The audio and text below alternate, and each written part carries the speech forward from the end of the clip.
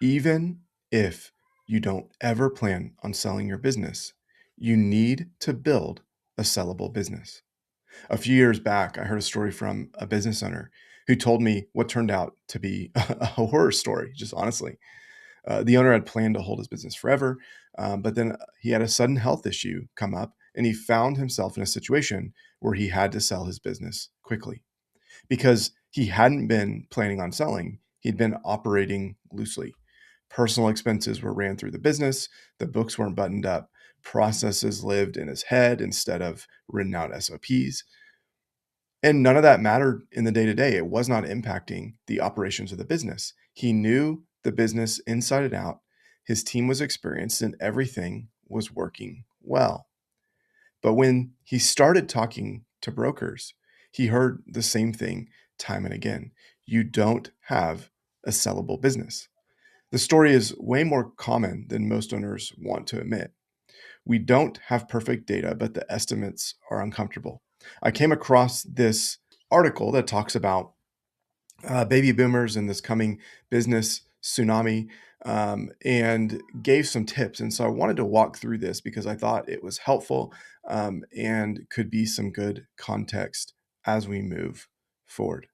We are witnessing a profound shift in small business ownership poised to change the landscape of the United States economy.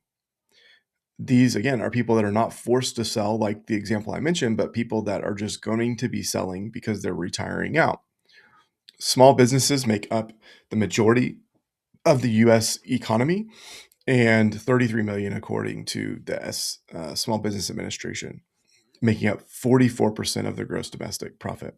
Baby boomers are those that are ranging from about 60 to close to 80 at this point, median age being 68, which means they're at that prime 65 where you start getting Social Security and these other retirement benefits.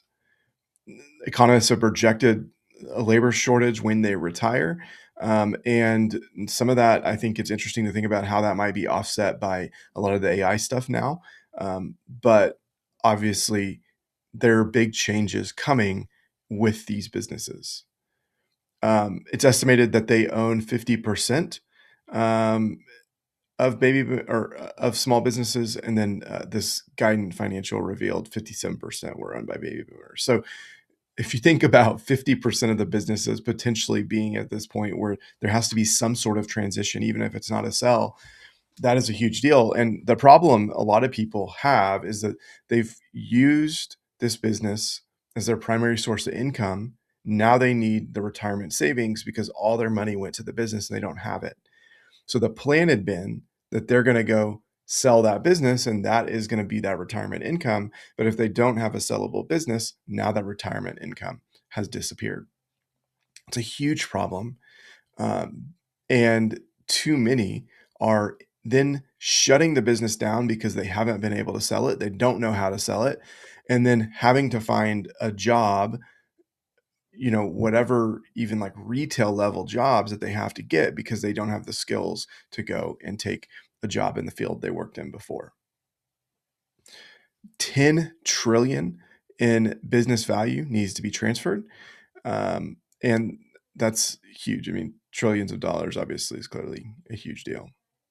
The price multiples anywhere from 2.5 to 3 times earnings. But again, if you're deflating earnings because you have other expenses in the business, then you're often going to get less than you think you're going to get. Everyone that I've talked to, everyone overestimates what they think their business is worth. It's just our human nature. And so, again, there are going to be a lot of disappointed people, especially when they don't get the credit for what they've charged to the business that's personal, and reducing profits. That can be a huge issue. And then 80% of business owners don't have an exit plan. And you extrapolate that to, say, 50% of overall business or baby boomer businesses. That means 40 to 45% of all businesses to the point of retirement without a plan. That's an insane number when you think of it. It means that those businesses are going to be going for depressed prices oftentimes. Those that is where you've seen a lot of this ecosystem roll up. If you think about, say, like a Cody Sanchez talking about buying those businesses, you see a lot of people talking about that. And how to go out and do that. So that's great for those younger people that are trying to buy those businesses, but those are bad for those baby boomers that didn't build a sellable business. So, how do we build a sellable business, right? And so this article gives some good advice and under the suggestions for baby boomers, and I thought it was worth walking through some of these at a high level. So, first tip: get your head out of the sand. There's going to be a lot of competition coming with this, and we need to be prepared to sell. Tip number 2, develop an actual exit plan. So, I don't do these exit plans, but there are people out here that do exit plans, and I think it's important to understand the value of your business and then have a plan for how you're going to exit, even if you're not planning to exit in the short term. Get your financial house in order. This is where we want to get our books in order. We want to get our documentation. We want to get our SOPs.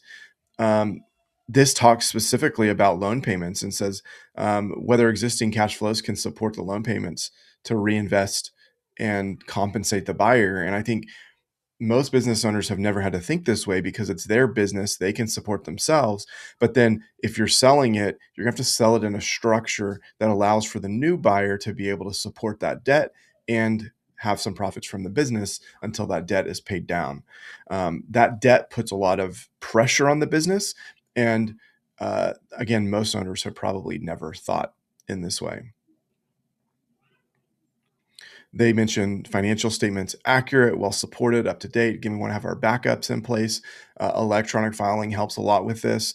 Having a really solid system for that is something that would set you apart. Most people are used to getting partial information when buying a business. If you come and you have complete information, we talk about that 2.5 to 3 times multiple. You can often get higher multiples or higher sell values. They talk about tax statements. Other people will talk about audits. Those are helpful, but I would encourage you not to index too high on that. An audit isn't going to absolve you when you don't have the backup information that's needed. So make sure you get the backup information. Tip 4, engage a highly competent broker. They talk about proven track record, recognitions, entrepreneurial mindset, and tenacious deal-making approach. Again, look for your network, people in the same type of business, see if they've talked to or know of any brokers, and then vet those brokers like you would any employee, like you would any partner that you're going to bring on to the business. Consider selling sooner more than later. The wave of transactions has been slightly delayed. A rough estimate, we anticipate the initial stages 10 to 12 year period that this phenomenon will significantly influence. The problem with waiting to later to sell your business is that that later may come and you may end up in a rush. So we want to give ourselves the right context and a way to go about it. They talk about tip 7, getting creative. They're specifically saying they need to explore non-traditional ways of employee running it, transitioning to employees, merging with competitors, ESOPs, private equity.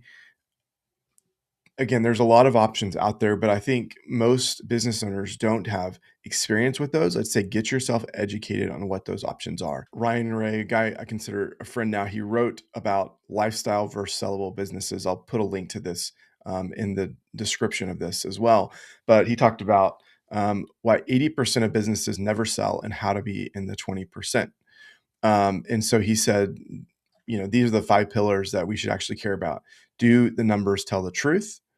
What is your risk exposure? What could break this business? These are good questions to ask. He talked about the Thailand test. Can you go for 30 days and what survived, what thrived, what didn't? Talked about the scaling engine. Can it grow without breaking? And so talked about building SOPs, pricing guardrails, hiring pipeline, then strategic position. Why do you need to win?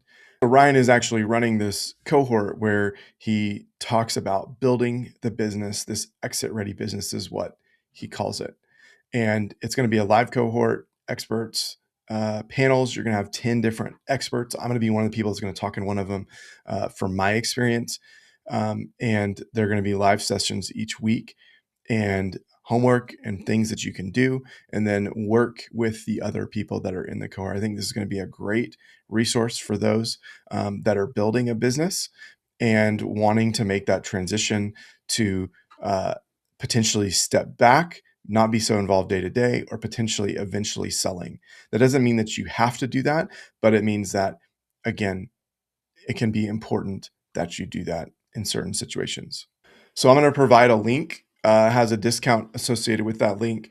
Um, Again, I would encourage you, if you have a business of size that you want to step back from being as involved, that you want to prepare for a potential exit, even if you don't plan for that for years down the road, building the business to the point that you could exit now is the only way to ensure that you will always get your maximum value. Oftentimes, you need to see multiple years of financials before they can actually give you that value. So, doing that prepping before you think about selling is important to maximizing that value. I'd love to chat with you more about this as well. If you have questions about the cohort, you can reach out to Ryan. If you have questions about um, improving your profits and cash, again, to help with that exit prep, being exit ready, I'd love to talk to you as well. We'll have a link in the description where you can reach out for that as well. Thanks for watching, and I hope that you're building an exit ready business.